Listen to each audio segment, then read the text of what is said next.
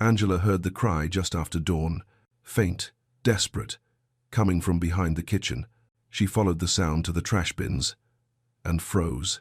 There, inside the dumpster, wrapped in a yellow blanket, was a newborn baby, lips blue, barely breathing. She pulled the child out and held her close, trying to warm her tiny body. And that's when Julian Marshall's car pulled up. He stepped out, saw his housekeeper standing by the dumpster, holding a baby he'd never seen before. And in that moment, everything he thought he knew about her shattered. Julian Marshall had cut his London business trip short to surprise his 8-year-old daughter Emma before her Friday school recital. The September morning was cool and quiet. He pulled into the estate at 6:30 a.m., earlier than anyone expected, and then he saw her. Angela David, his housekeeper of 3 years, standing near the trash bins behind the kitchen, holding a screaming newborn wrapped in yellow. Julian's entire body went rigid. "What the hell is this, Mr. Marshall?" Angela spun around, eyes wide with shock and relief. "I didn't know you were coming home." "Whose baby is that?" Julian's voice was ice cold. Angela stepped toward him, the baby pressed against her chest. "Sir, please, just let me explain." "Explain?" Julian was already moving closer, his mind racing through impossible scenarios. "Did you give birth? Is this yours? How long has this been going on?" "It's not mine." "Then whose is it?" His voice rose, sharp and cutting. "Do you understand what you've done? My daughter lives here. I trusted you." The baby screamed louder, as if feeling the tension. Derek, the estate security officer, appeared from the side entrance, his hand on his radio. "Mr. Marshall, everything okay?" Julian didn't take his eyes off Angela. "I don't know yet." Angela's hands trembled. "Please, sir, just read the note. It's not what you think. This is about your family, not mine." Julian froze. "What did you just say?" Angela's voice broke as tears filled her eyes. "His name is David. He's your nephew. And 3 days ago, his mother left him in that dumpster to die. Before we begin, hit like, subscribe, and tell me where in the world you're watching from. And if you've ever been blamed for something you didn't do, if you've ever saved someone and got punished for it, this story will break your heart and put it back together.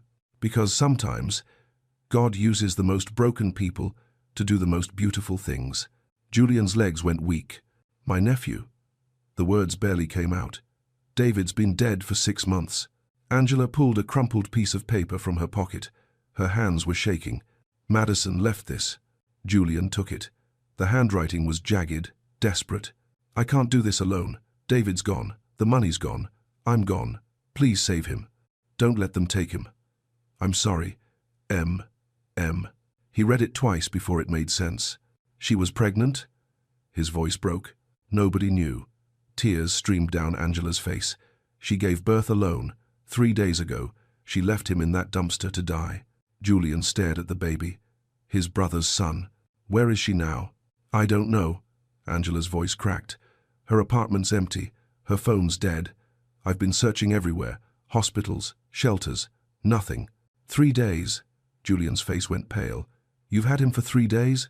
You were in London." And the note, she begged me not to let them take him. So I used everything. My rent money, $527. I've been hiding him in my room because I was terrified. "Daddy?" Julian froze.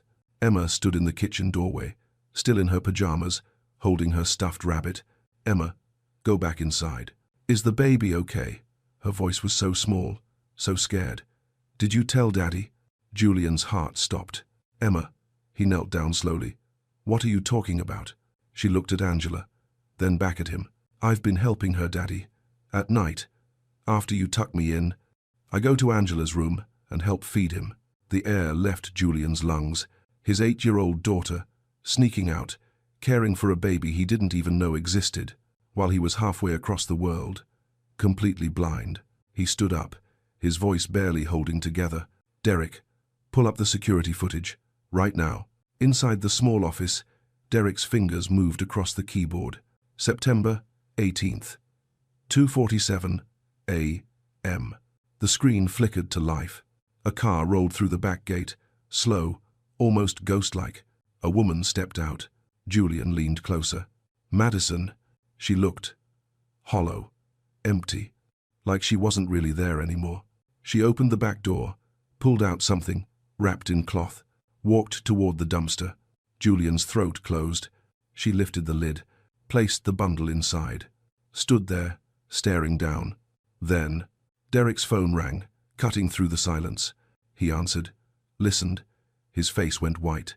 "Mr. Marshall," his voice was tight, "you need to take this." He handed Julian the phone. "Mr. Marshall?" A woman's voice, professional but strained. "This is St. Catherine's Hospital. We have Madison Marshall here. She was admitted 3 days ago after an overdose. She's alive, but barely. You need to come now." Julian's hand gripped the phone so hard it almost cracked. "We're on our way."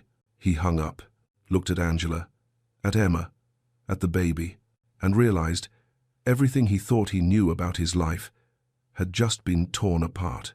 But the worst part? He still didn't know the full truth about what Madison had done that night, or why. The car was silent except for the baby's soft breathing. Julian drove. Angela sat in the back with the baby in her arms. Emma squeezed between them, her small hand resting on Angela's knee. Nobody spoke for the first 10 minutes. Julian's knuckles were white on the steering wheel, his mind racing through everything he should have done differently, everything he'd missed. "Mr. Marshall," Angela's voice was barely a whisper, "I need to tell you something." He glanced at her in the rearview mirror. "The night I found him." He wasn't crying at first. He was so cold he couldn't even make a sound. Julian's jaw tightened. "I thought he was already gone," Angela continued, her voice breaking. "But then I felt his little chest move, just barely, and I ran. I wrapped him in my coat and ran to my room and turned the heat up as high as it would go." Emma looked up at her. "You saved him." "I prayed," Angela whispered. "I prayed harder than I've ever prayed in my life. I said, 'God, please don't let this baby die. Not like this. Not alone.'" Julian's throat burned. "Why didn't you call 911? His voice came out rougher than he meant it to. Angela was quiet for a moment. "Because I was scared," she said finally. "Scared they'd take him. Scared they'd blame me. Scared nobody would believe that I was just trying to help." Julian pulled onto the highway. The hospital was 20 minutes away. "I should have trusted you." The words felt like glass coming out. "I looked at you and assumed the worst. I didn't even give you a chance to explain." "You were scared too," Angela said softly. "That's not an excuse." Emma's small voice cut through the tension. "Daddy, is Aunt Madison going to be okay?" Julian's hands tightened on the wheel. "I don't know, sweetheart. Is she sick?" "Yes, very sick. In her body or her heart." Julian's eyes burned. His 8-year-old daughter understood more than he'd given her credit for. "Her heart," he said quietly. "Her heart is very, very sick." Emma looked down at the baby. "But her heart made him. So part of her heart is still good, right?" Angela's tears fell silently. Julian couldn't answer.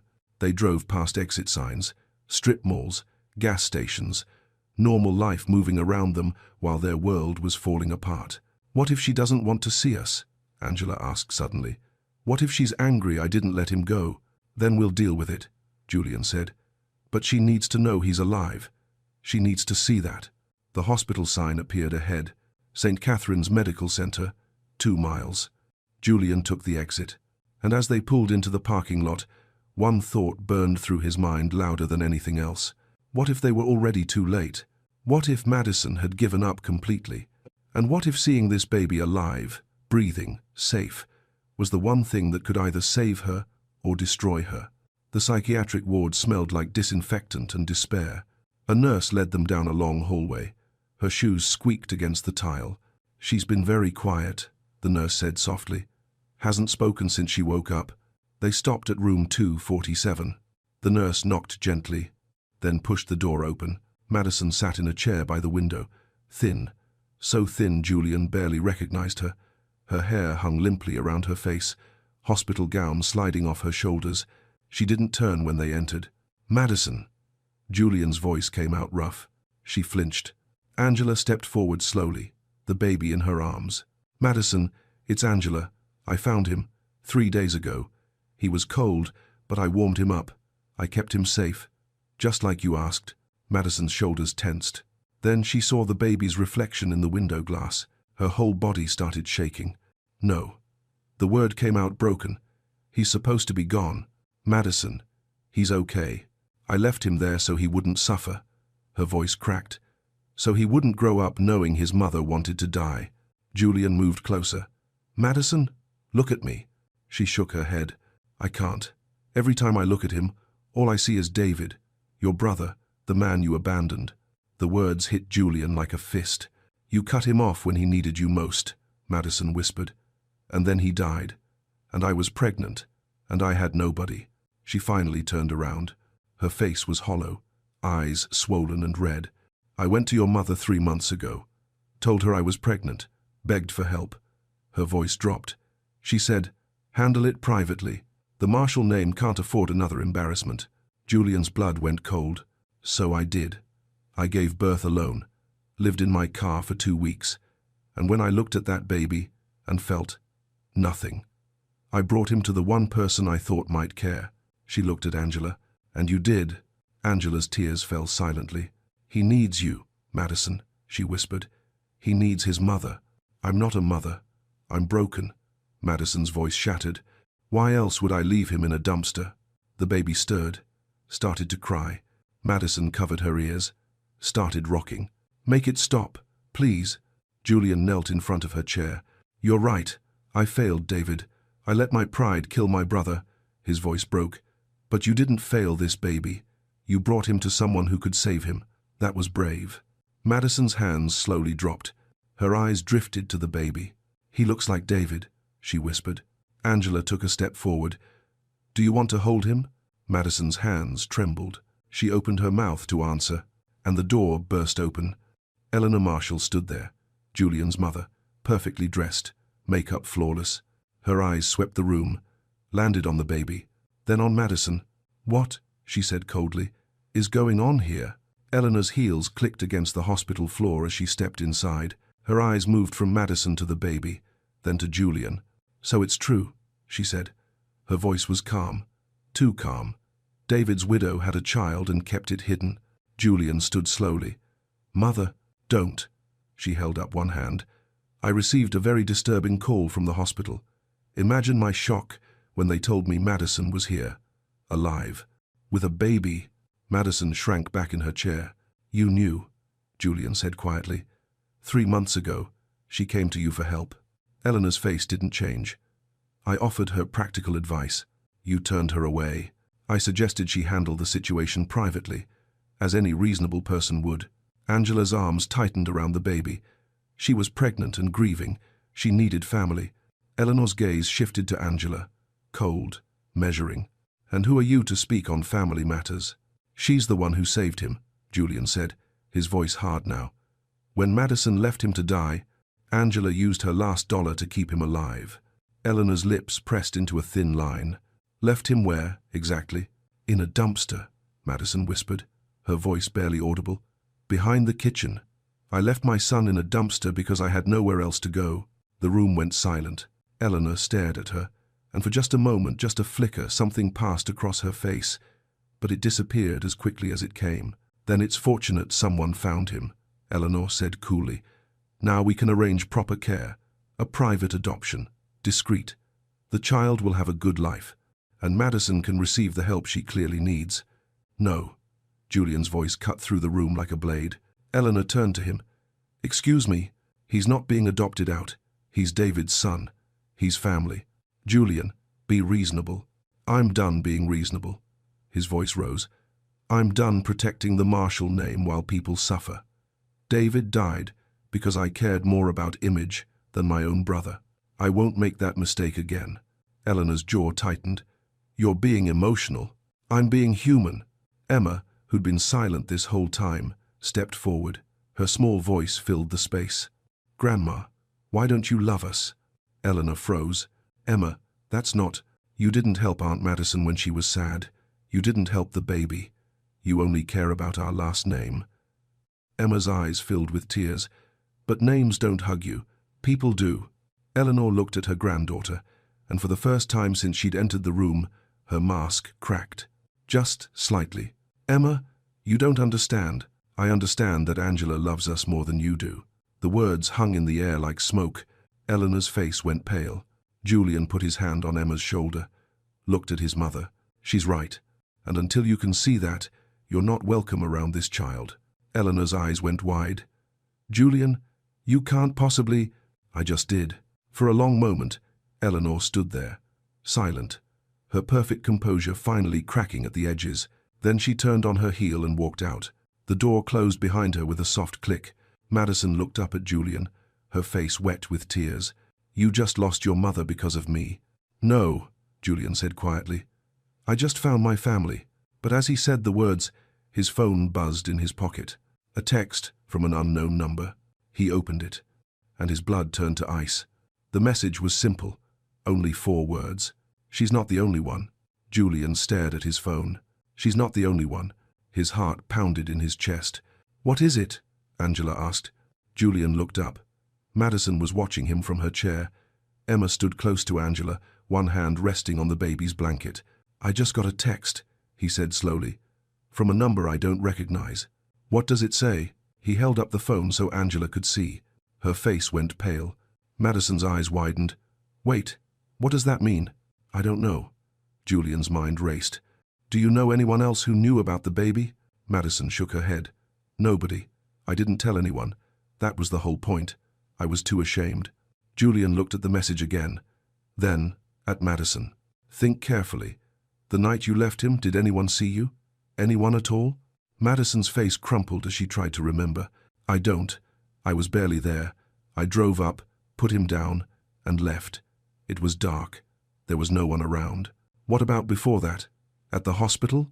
When you gave birth? I used my maiden name. Monroe. Madison Monroe. Nobody knew who I really was. Julian's jaw tightened. Then who sent this? The room fell silent. Emma's small voice broke through. Maybe someone was trying to help. Julian looked down at his daughter. What do you mean, sweetheart? Maybe someone saw Aunt Madison and wanted to make sure the baby was okay. So they're telling you now. Angela nodded slowly. She might be right. If someone knew Madison was in trouble, maybe they've been watching, waiting to see if the baby survived. Julian's phone buzzed again. Another text. Check the hospital records. September 15th. Labor and delivery. You'll understand. His hands trembled as he typed back. Who is this? 3 dots appeared, then disappeared. Then one final message came through. Someone who should have spoken up sooner. I'm sorry. Julian looked at Madison. September 15th. That's when you gave birth? She nodded, tears streaming down her face. Did anything happen that day? Anything unusual? Madison's breath caught. There was a nurse.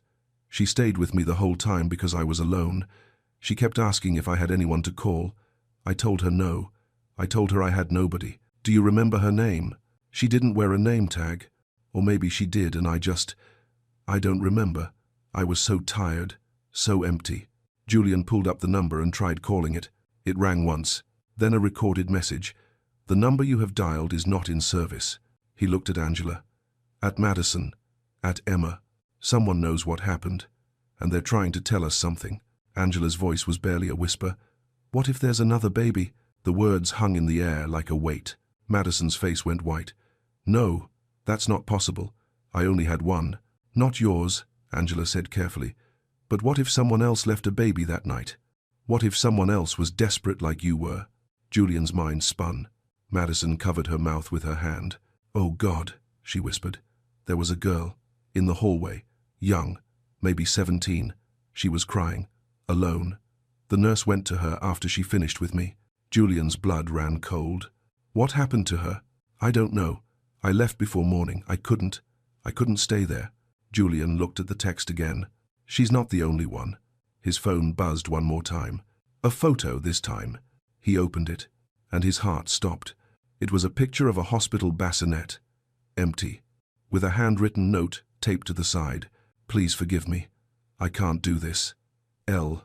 Julian showed the photo to Angela. Her hand flew to her mouth. Madison leaned forward from her chair, squinting at the screen. When she saw it, she went completely still. That's the same hospital, she whispered. That's the same floor I was on. Julian's hands shook. When was this taken? He checked the metadata on the photo. His stomach dropped.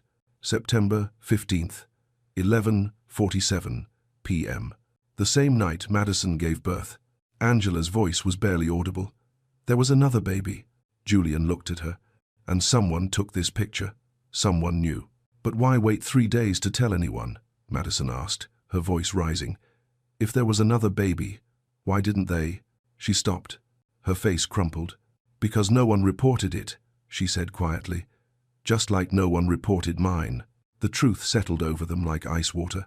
2 women. 2 babies. Both abandoned on the same night. And no one had said a word. Julian's phone rang. He answered immediately. Mr. Marshall? It was a woman's voice, older, shaking. My name is Diane Porter. I'm a nurse at County General. I sent you those messages. Julian's pulse quickened. Where's the baby? The one in the photo? Silence on the other end. Miss Porter, where is the baby? I don't know. Her voice broke. The girl, she was 17. She gave birth alone. No family. No ID. She left the baby in the bassinet and disappeared before morning rounds. And you didn't report it? I tried. Diane's voice cracked. I told my supervisor. She said the girl probably came back for the baby during shift change, that it happens sometimes. She told me not to make a fuss, not to create paperwork for nothing. Julian's jaw clenched. So you just let it go? No. Diane was crying now. I checked the security footage myself. I saw the girl leave, alone, empty-handed. I saw someone else come in 20 minutes later. A man. He took the baby and walked out like it was nothing. Angela grabbed Julian's arm. Did you see his face? No. He wore a hood. But I have the footage. I saved it before they could delete it. They tried to delete it? Julian's voice went cold. The hospital doesn't want this getting out. 2 abandoned babies in one night? Do you know what that would do to their reputation? Madison stood up slowly, her legs shaking. So they covered it up. I'm so sorry, Diane whispered. I should have done more. I should have called the police. But I was scared of losing my job. And then I saw the news about your nephew, about your housekeeper saving him. And I realized that you could have saved the other one too, Julian finished. Diane sobbed on the other end. Julian closed his eyes. Send me the footage. Everything you have. Right now. Okay. But Mr. Marshall, there's something else you need to know. What? The girl, before she left, she wrote something on the whiteboard in her room. Just 2 words. Julian's heart pounded. What did she write? Diane's voice dropped to barely a whisper. Help me. The line went dead. Julian looked at Angela, at Madison, at Emma, standing there with her small hand on the baby's blanket, and he realized something that made his blood run cold. Someone had taken that second baby, on purpose, and if they didn't find him soon, they might never find him at all. His phone buzzed. The footage came through. Julian opened it with shaking hands, and what he saw made everything worse. Because the man in the hood? He wasn't a stranger. Julian had seen him before. Julian hit play on the video. The footage was grainy, black and white, time-stamped September 15th, 11:52 p.m. A figure entered the hospital room, hood pulled low, moving quickly but not running. He walked straight to the bassinet, looked down, then lifted the baby out with both hands, cradled it against his chest, and walked out. The whole thing took 43 seconds. Julian rewound it, paused on the moment the man's face turned slightly toward the camera, just for a split second, but it was enough. Angela leaned closer. Do you know him? Julian's mouth went dry. That's Paul. Who's Paul? My driver. Julian's voice came out hollow. He's worked for me for 8 years. The room went silent. Madison's hands gripped the arms of her chair. Your driver took a baby from the hospital? I don't understand. Julian's mind raced. Why would he? And then it hit him. Paul's daughter. 3 months ago, Paul had asked for time off. Said his daughter was going through something. Family emergency. Julian had approved it without asking questions, because he never asked questions. He just signed papers and moved on. His daughter, Julian whispered. She's 17. She got pregnant last year. He was devastated, said she was too young, that her life would be ruined. Angela's face went pale. You think she's the girl who gave birth that night? I don't know. But if she was... Julian stopped. His hands were shaking now. If she was, and Paul knew she couldn't keep the baby. Maybe he thought he was helping her. Maybe he took the baby to give it to someone. Or maybe he left it somewhere, Madison said quietly. Just like I did. The words hung heavy in the air. Julian looked at the baby in Angela's arms. This tiny nephew, who'd almost died because the people who were supposed to love him had failed. And now there was another one, another child, another desperate mother, another man making a terrible choice. "We have to find him," Julian said. His voice was steady now, resolved. "We have to find Paul, and we have to find that baby." Emma tugged on his sleeve. "Daddy, what if the baby's already gone?" Julian knelt down, looked his daughter in the eyes. "Then we'll make sure people know what happened, so it never happens again." But even as he said it, he didn't believe it, because the truth was darker than that. People had known. The hospital knew, the supervisor knew, Diane knew, and they'd all chosen silence. Just like he'd chosen silence when David needed him. Just like Eleanor had chosen silence when Madison begged for help. Angela's voice broke through his thoughts. "Julian, what if Paul's daughter is still out there? What if she's like Madison, alone, scared, thinking she has no one?" Julian stood slowly. "Then we find her too."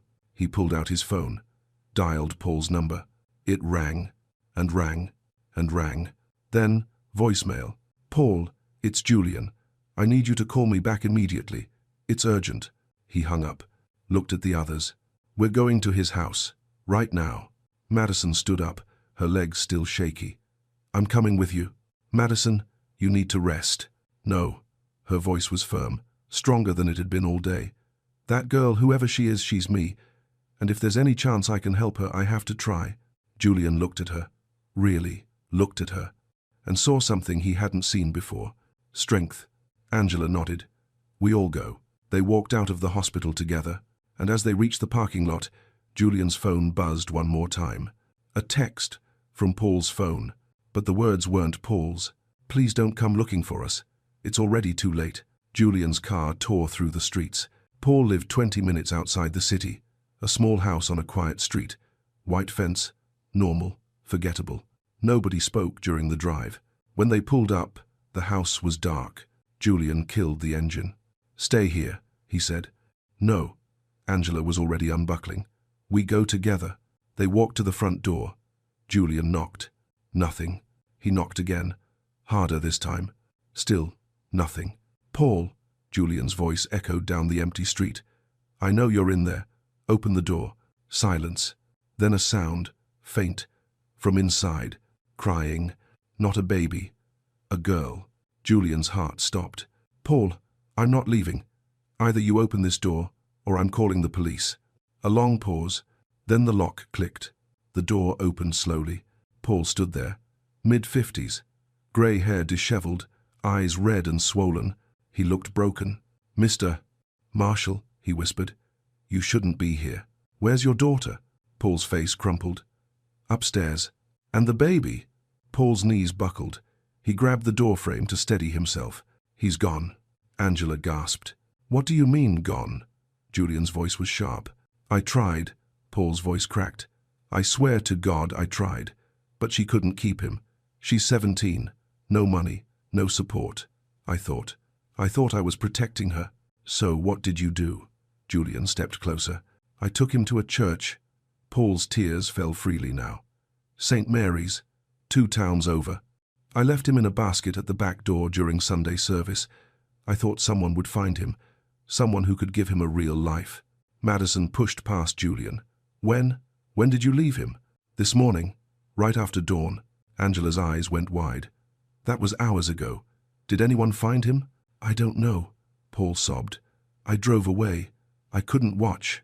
I couldn't." Julian pulled out his phone, started dialing. "What church? Which one exactly?" "St. Mary's on Oakwood. But Mr. Marshall, I already called them an hour ago. They said no one found a baby. They checked everywhere." Julian froze mid-dial. "Then where is he?" The question hung in the air like smoke. From upstairs, the crying got louder. A girl's voice, broken, desperate. "Daddy, where's my baby? Please, where's my baby?" Paul covered his face with his hands. "She didn't want to give him up. I made her. I told her it was the only way. And now he's gone, and I don't know where he is, and she's—" He couldn't finish. Madison moved past him, headed for the stairs. "Madison, wait," Julian started, but she was already climbing. She reached the top, pushed open a bedroom door. A girl sat on the floor, thin, pale, rocking back and forth, arms wrapped around herself like she was trying to hold the pieces together. She looked up when Madison entered. Their eyes met, and Madison saw herself. She dropped to her knees in front of the girl.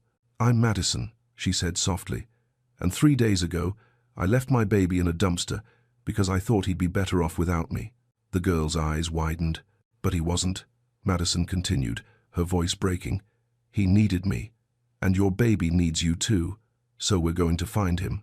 Together. Do you hear me? We're going to bring him home." The girl's face crumpled. "What if we're too late? Then we'll face it together," Madison whispered. "But I don't think we are, because someone's been watching over these babies, someone who won't let them disappear." She took the girl's hands in hers. "What's your name?" "Lily," the girl whispered. "Lily, when's the last time you prayed?" Lily shook her head. "I don't know if God hears people like me." "He does," Madison said. "I promise you, he does." Downstairs, Julian's phone rang. He answered. "Mr. Marshall?" A woman's voice, unfamiliar. "My name is Father Michael from St. Mary's. We just found something unusual in our donation box." Julian's heart pounded. "What did you find?" "A baby boy, wrapped in a hospital blanket. He's safe." "But Mr. Marshall..." "What?" "There's a note with him. It has your phone number on it." They found him at St. Mary's an hour later. Father Michael met them at the door, an older man with kind eyes and gentle hands. He led them to his office, and there, sleeping in a makeshift cradle made from a donation box lined with blankets, was a baby boy. Lily ran to him, dropped to her knees, lifted him into her arms, and sobbed. Not from sadness this time, from relief, from joy, from something she thought she'd lost forever. "I'm sorry," she whispered into his tiny ear. "I'm so sorry, baby. Mama's here now. Mama's here." Paul stood in the doorway, tears streaming down his face. "I'm sorry," he said to no one and everyone. "I thought I was protecting her. I thought..." "You were scared," Julian said quietly. "We all were." Madison sat beside Lily on the floor, put her arm around the girl's shoulders. "It's going to be okay," she whispered. "You're not alone anymore." Lily looked at her. "How did you survive it? The shame? The feeling like you ruined everything?" Madison smiled through her tears. "I didn't. Not alone. But then I met people who saw me, really saw me, and they didn't let me disappear." She looked at Angela. Angela, still holding baby David, knelt down beside them. "You're both mothers," she said softly. "Broken, scared, beautiful mothers. And these babies? They don't need perfect. They just need you, present, trying, loving them, even when it's hard." Emma stepped forward, looked at both babies. "They're so small," she whispered, "but they made all of us bigger." Julian pulled his daughter close. She was right. These two tiny boys, abandoned, almost lost, had torn open every wall he'd built, every lie he'd told himself about what family meant. Father Michael cleared his throat gently. "What happens now?" Julian looked at Paul, at Lily, at Madison, at Angela holding his nephew. "Now," he said slowly, "we build something better." 3 months later, the Marshall estate looked different. Madison lived in the guest house, healthy and working as a volunteer counselor for new mothers. Lily and her son lived there too, finishing her senior year online while Paul helped with childcare. Angela had her own cottage on the property, renovated, beautiful, with a nursery where baby David slept safely every night. And Julian? He'd cut his work travel by 70%, started a foundation with one mission. No mother should ever feel so alone that abandoning her child feels like the only option. They called it the David and Daniel Foundation, for the two boys who almost disappeared. On a Sunday morning in December, they all gathered in the south garden. Emma sat on the grass between the two babies, making them giggle. Madison and Lily talked quietly on the bench, sharing the kind of stories only they could understand. Paul stood nearby, watching his daughter laugh for the first time in months. Angela sat beside Julian. "You did it," she said softly. "You built a family." "We did it," Julian corrected. "You showed me how." "No," Angela smiled. "God showed you. I just didn't let you look away." Julian looked around at the people scattered across his lawn. Broken people, messy people, people who'd made terrible choices and somehow found grace anyway. "Do you think they'll be okay?" he asked. Angela watched Emma lift baby David into her lap. I think they already are. And as the December sun warmed their faces, Julian realized something he'd never understood before. Wealth wasn't what you kept. It was what you gave away when someone needed it most. Power wasn't control. It was kneeling down when someone was too broken to stand. And family? Family wasn't blood. It was showing up, again and again and again. Even when it cost you everything. Especially then,